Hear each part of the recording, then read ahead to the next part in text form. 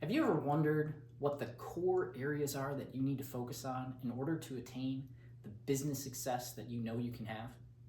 Have you ever wondered why it is that some entrepreneurs seem to just get lucky, so to speak? That no matter what they do, it seems like they almost have Midas touch. And whatever they touch, they're able to grow businesses successfully and they're able to scale them seemingly without difficulty. Well, if that's you and you're here, then it means that you're looking for a way to actually develop a business that allows you to focus on the core areas, what I like to refer to as the core four. You see, in my experience in working with hundreds and hundreds of entrepreneurs, one of the biggest mistakes that small business owners make, the coaches, the consultants, sometimes the solopreneurs, or the people that have a small team, is they try to do everything at once. They try to build out a value ladder that allows them to actually move their customers through a process, but in the process, they overcomplicate it. And one of the things that I always say when it comes to complication is that simple scales and complexity kills. The more you build complexity into your business, the more you're actually going to bog it down in minutia and not have the ability to actually scale your success. You see, there's two things that happen when I work with companies. The first thing that happens is they either have no success ladder, they have no actual value ladder to guide their customers on. So they do bespoke solutions, and every time they go to work with a client, every coaching engagement, every consulting project they have, they're doing things bespoke. So they're never able to actually scale that because everything has to be tailored to the customer and it's new every single time. The second thing that happens is I work with clients who have very distinct offerings, but they have so many different offerings that there's no consistency with who specifically they're attracting, what they're attracting them to, and then what the clear next step is for their customer. So in working with hundreds of entrepreneurs, one of the things that I found is that there's really only 4 core areas you need to focus on in order to be able to grow and scale your business. And I call them the core 4, or the MindVault OS, the MindVault operating system, and the 4 A's of business. So the 4 A's are very, very simple, but simple isn't always easy. And that's one of the reasons that people have a tendency to overcomplicate things, because they try to do so many things at once that things get stuck and they get bogged down in minutia. So the first of the A's that you actually have, the first A is you have to attract customers. And again, it's simple, but it's not easy, because attraction can mean many different things.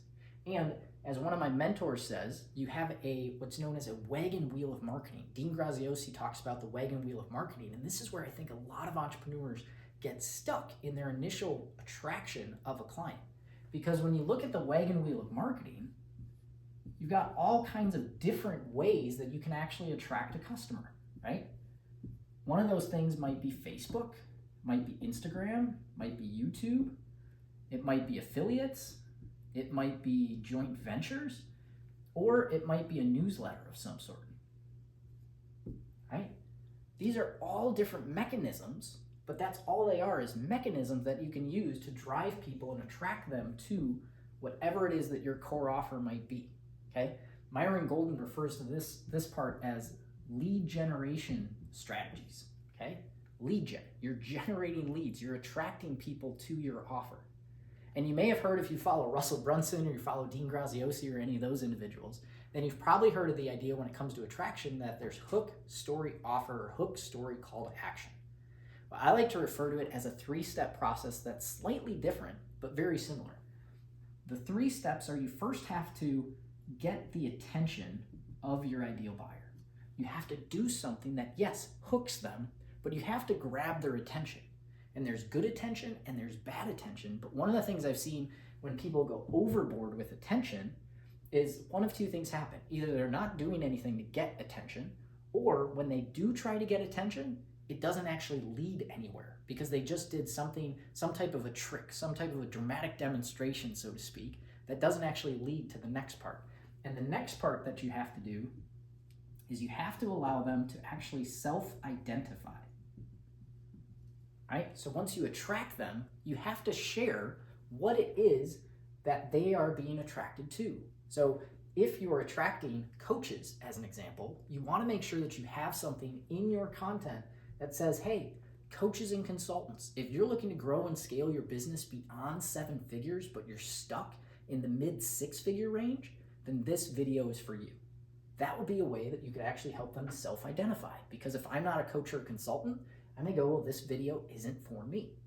The third step that you have here now is that part of the call to action.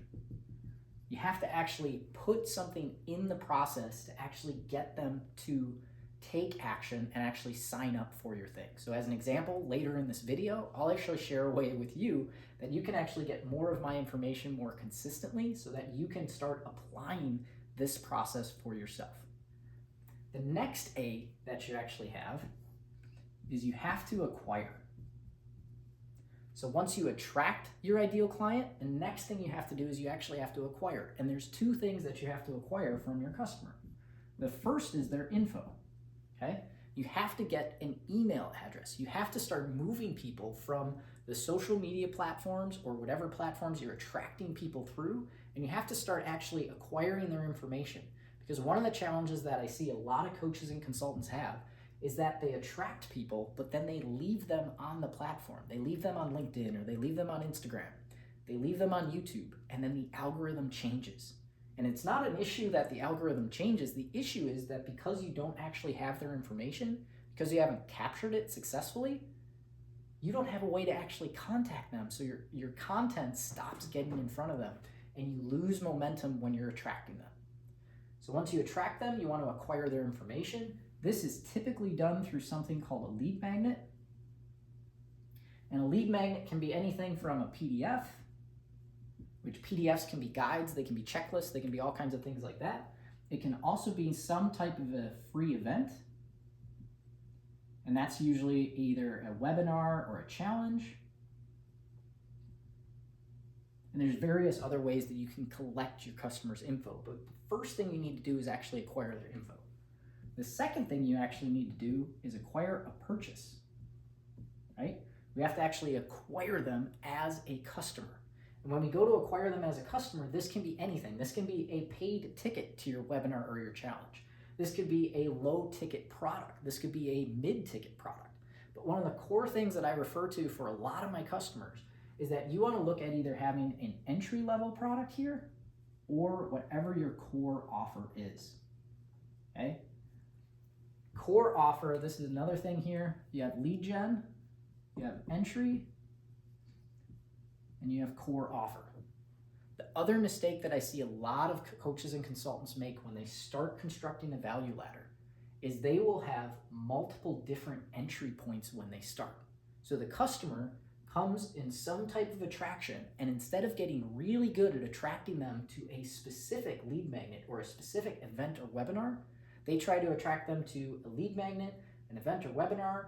Maybe it's 3 or 4 different lead magnets, and they get so skewed that they never actually get good at any of it. And so when we get to the 4th A, I'll show you why that's a problem. But the biggest thing is that you want to focus on one particular method. You want to attract to one specific thing and have it go to one specific offer. That might be an entry-level offer, or it might be a core offer. But either way, you want to go from attraction to acquire info and acquire a purchase and acquire an actual customer, okay? The next A that you actually have, so we have attract, this is our first one. We have acquire, this is our second one. And then we have the third one, which is to actually ascend, okay? We want to ascend them up our value ladder. If we have a starting point, this is our value ladder, and the customer starting here, we want to, as quickly as possible, move them up our actual value ladder itself. So we increase 2 things. We increase the actual initial purchase or the average cart value for that particular customer. And the second thing we want to do is we want to increase the lifetime value, or how much they spend with us over time, because that increases the value of every single customer we get, which allows us to do what Dan Kennedy says, which is actually spend, whoever can spend the most to acquire a customer wins. Okay, so when we ascend, there's 2 parts to ascension. There's immediate ascension, and then there's long-term, okay? Immediate ascension is typically done in your funnel, and it's typically done by one of 3 steps. It's done through an order bump, which is a simple, low-cost way that you can actually increase the immediate sale. Think of if you've ever been through a book funnel or a book purchase. You purchase the book, and then the very next thing they offer you might be the audio book or workbook that actually goes along with the actual book itself. So you have an order bump. The second thing that you actually have within that process, you have a bump, and then you have what's known as an OTO or a one-time offer. And this is typically an upsell. And then you can also have a downsell as an option as well. So if the customer doesn't take the upsell, you can offer them a downsell.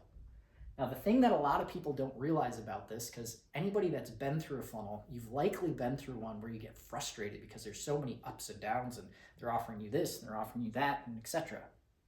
But the reality is, it's all based on percentages. It's all based on Pareto's principle of the 80-20 rule, really. When people first come into your funnel, there's a percentage of people that will give you your info, and they won't purchase. There's a percentage of people that will purchase, and they'll purchase the order bump, but they won't purchase any of the upsells. There's a percentage of people that'll go through, they'll give you the info, they'll purchase the core product, they'll purchase the bump, and they'll purchase the upsell. It's just math. It's just mathematics. This might be 20%, this might be 5%, this might be 2%. Doesn't matter, but there's a percentage of people that will go through and will purchase everything, which actually increases your average cart value and allows you to spend more to acquire more customers coming in. The long-term ascension now is based off of everything from different offers. So this could be a different offer. It could also be adding something like continuity, right? And continuity is essentially monthly recurring revenue. It's a way of going from a business that if you don't sell today, you make no money, to whether you sell today or not, you have monthly recurring revenue coming in and your business is going to have sustainability and success. One of the things that one of Russell Brunson's mentors, I think his last name was Joyner, I'm forgetting the first name right now, but one of the things that he actually talked about is that if you don't have continuity, you don't have a business. You have an offer, and that's it. So that brings us to the last A, which may be the most important A, and it drives the reason that you need focus throughout all of this, and that is automate. Okay? Now there's multiple different ways that you can actually automate the process. But before I talk about how you automate the process, let's talk about the biggest mistakes I see when it comes to actual automation. Okay? Whether you know it or not, I actually used to work for a CRM company that was based out of Sweden, and we did some of the most complex sales processes on the planet. I'm talking, we worked with customers that actually had 2-year sales cycles from initial lead all the way to the close of the business with multiple stakeholders in between. It was very complex sales. And one of the things that we had was we had a lot of customers that would come to us and say, hey, I love the tool. I love what you guys are able to do. I'd like to automate my process inside of the tool. Can you help me? But when we asked them if they actually had that process detailed out, if they actually knew what levers they needed to pull in order to be successful, many times they didn't. And one of the things our tool helped them to do is actually implement an initial process that they could then identify what worked and what didn't. But the biggest challenge they had was they never identified something that was working and they wanted to automate it. One of the things that actually frustrated us as a company is when salespeople, and this probably a big plight on the industry in general, but salespeople would actually go out there and they would automate a process using a tool that automated the email, the initial actual prospecting process, and that process wasn't actually proven to work. So what they did is they just flooded email inboxes with a bunch of very unsuccessful emails. Not only did they tick off the customer, but they also had a very low success rate with that process. So one of the first things you want to do when it comes to automate is you want to actually make sure that this process actually works. The way you attract people gets people to actually download the lead magnet that you have. The lead magnet that you have gets them to actually go to your funnel or go to your event so they purchase your core offer. Your core offer actually has successful immediate ascension built into it. And those ideal customers that you bring in also want whatever it is that you actually have next, whatever your long-term offer is that you provide them along the way. Then you can actually take that and automate that, and there's various different ways you can automate. You can automate through people by hiring people to take over different parts of the actual process. You can automate through tools and systems and softwares and things like that, like ClickFunnels, that actually allows you to automate a lot of these different steps. You might take on a social media platform that actually allows you to automate the posting of your content or take a video like I'm creating right now and turn it into audio and then also turn it into written, so you have a way that you can actually post it across multiple platforms. There's various different ways that you can actually automate, but a couple of key things when it comes to this entire process is that number one, simplicity scales. Okay? Simplicity scales, complexity kills. Okay? If you're overcomplicating the process, that's one of the biggest things that I see with customers, is if you're overcomplicating this process, you're diminishing the effectiveness of each step along the way. So if you can streamline this, if you can simplify the process so there's one method of attraction, master that first, then move on to adding additional methods of attraction, but not before you master the first one. One of the things that I see a lot of people do is they'll look at this wagon wheel of marketing type of setup and they'll go, oh, I'm going to try Facebook, Instagram, YouTube, LinkedIn, newsletters, joint ventures, affiliates, and I'm going to do all of it at once, because the more I'm out there, the more omnipresent I am, the more effectiveness I'll have. But the thing is, most of the people that are omnipresent right now actually got really good at one of these platforms, and then they figured out how to actually scale and automate, usually through people who are specialists in the other platforms. So you want to figure out how to get really good at one before you move to the next. Same thing, you want to get really good at converting on one lead magnet before you add another lead magnet. Then you want to get really good at converting one core offer until you add another offer. One of the things I suggest to a lot of my clients is that they focus on one core offer until they've scaled that to $1 million before they ever consider adding any additional core offers that they're going to focus on driving traffic and driving attention to. It doesn't mean that they can't have different offers on the back end for ascension, but I always look for one core offer and one core method of ascension before they add any other complexity to it. Okay? So simple scales, complexity kills. The next thing is that focus is king.